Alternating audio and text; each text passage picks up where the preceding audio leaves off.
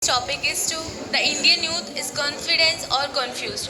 My perspective is that the Indian youth is the biggest asset of the country and it is considered as the backbone of the country. India ranks second in the growing economy of the world. This state that the youth is in the right direction. In India, the youth is very confident but as well as confused.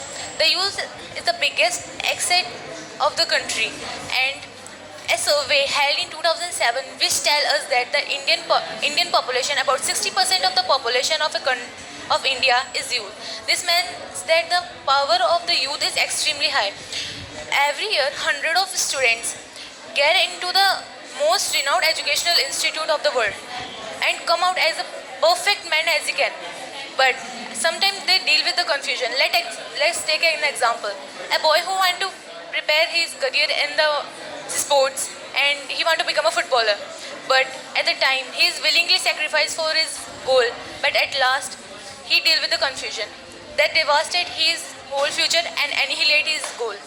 And when he deal with the confusion, he think that my sacrifice or my goal and if what happen if my goal and I willingly sacrifice for my goal and what happen if it pay off and I become a footnote like the another who fail in their goal attending their goals.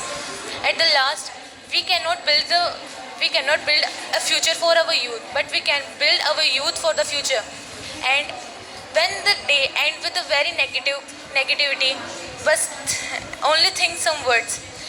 Drink the river of the confident and sleep under the confidence full of stars and build a world where every goal comes true and every dream comes true.